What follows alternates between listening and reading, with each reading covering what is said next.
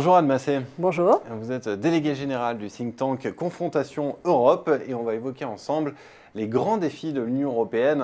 Il y a du travail, en 5 minutes on ne fera pas le tour, mais je vais faire un petit inventaire à l'après-vert avant de commencer. Brexit, montée des populismes, défiance envers l'UE, crise des migrants, terrorisme, euro, austérité dans le Sud, stagnation séculaire, politique économique non coopérative et course au moins-disant social. Et surtout, pas beaucoup de réponses à ces problèmes. Enfin, on n'entend pas beaucoup de ces réponses. En témoigne le dernier sommet de Bratislava. Alors, première question, comment est-ce qu'on en est arrivé là ? Cette situation révèle une triple crise. D'abord, une crise de défiance entre États européens et entre peuples européens. Les Allemands considèrent que les peuples du Sud, y compris la France, sont des cigales dépensières qui attendent que les Allemands remboursent. Les Grecs et les pays du Sud accusent l'Allemagne de les avoir plongés dans l'austérité. Et les Allemands ont le sentiment que les autres Européens les ont lâchés sur la question des réfugiés, tandis que les peuples d'Europe centrale, eux, en veulent aux autres Européens d'avoir voulu leur imposer des quotas de réfugiés. C'est aussi une crise de notre mode de développement non soutenable, qui ne bénéficie pas à tous et qui a conduit à des divergences internes au sein de l'Union européenne. Certains États s'en tirent, d'autres s'enfoncent, et où cherchent à s'en sortir au détriment des autres, par la concurrence fiscale ou sociale.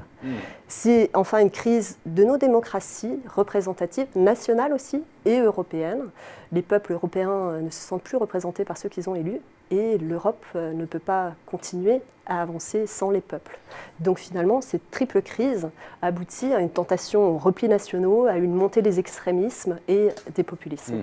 Alors voilà, effectivement, pour le constat implacable, on a l'impression vraiment qu'aujourd'hui, on est au fond du gouffre en Europe. Je reprends cette citation de Jean Monnet, qui a été beaucoup répétée. L'Europe se fera dans les crises et elle sera la somme des solutions apportées à ces crises. Est-ce que l'ampleur de cette triple crise invalide aujourd'hui cette affirmation et remet en cause la construction européenne ? En fait, si les États le veulent, il y a un avenir pour l'Europe. Oui. On voit bien que ces défis dépassent le cadre d'une nation et les moyens d'une nation comme la France, et que nous ne nous en sortirons pas seuls. Si on prend l'exemple de la défense, par exemple, les Américains nous indiquent déjà qu'ils ne seront pas éternellement là pour nous défendre face à des menaces croissantes, le terrorisme, la Russie, et ils demandent une relève européenne en Europe en matière de défense. Les capacités militaires de la France ne suffiront pas, il faudra que les autres États mutualisent leurs moyens, y compris l'Allemagne. En matière de réfugiés aussi, peut-on demander à la Grèce et à l'Italie, d'une part, à l'Allemagne, d'autre part, d'accueillir des réfugiés qui fuient les guerres ? Si on ne partage pas plus au niveau européen, alors il y a non-assistance à personne en danger.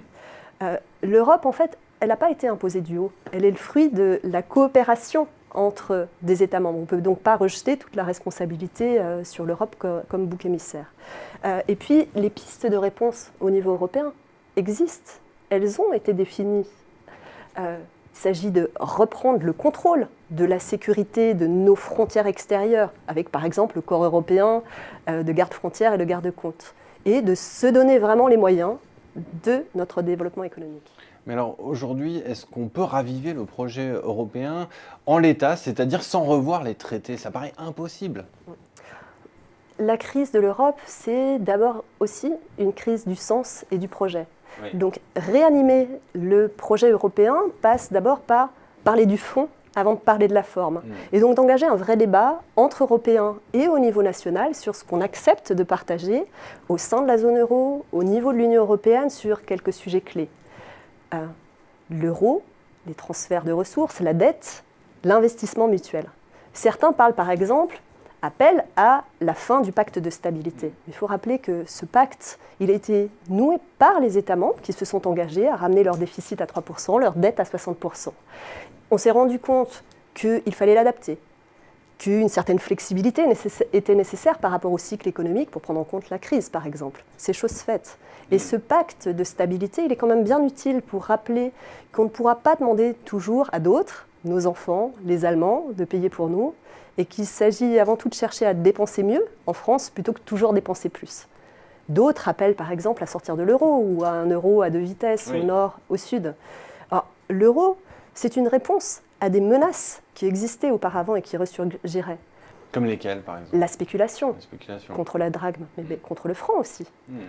Les dévaluations à répétition qui ne nous ont pas permis de redresser notre compétitivité. Donc, il s'agit en fait de compléter l'euro pour compenser les déséquilibres, donc par la mobilité des biens, des services, des capitaux, des personnes et par des transferts de ressources. Il faut aussi, bien sûr, mutualiser l'investissement au niveau européen, l'investissement d'intérêt général européen pour préparer l'avenir, ce qu'on ne fait plus, et pour aider aussi les pays de la périphérie, y compris la France, à monter en compétitivité. Et si finalement la France rétablit sa crédibilité auprès de ses partenaires européens, si elle est capable de maîtriser ses finances publiques, si par ailleurs des mécanismes européens sont mis en place pour que certains États ne profitent pas des autres, ne respectent pas leurs engagements, alors finalement tous les États, y compris l'Allemagne, ont intérêt à mutualiser de l'investissement au niveau européen, investissement massif dont nous avons tant besoin pour l'Europe aujourd'hui. Il y aurait encore beaucoup à dire sur ces sujets. Merci à Anne Massé, comme quoi pour les pro-européens, tout espoir n'est pas perdu. Merci beaucoup. Je vous remercie.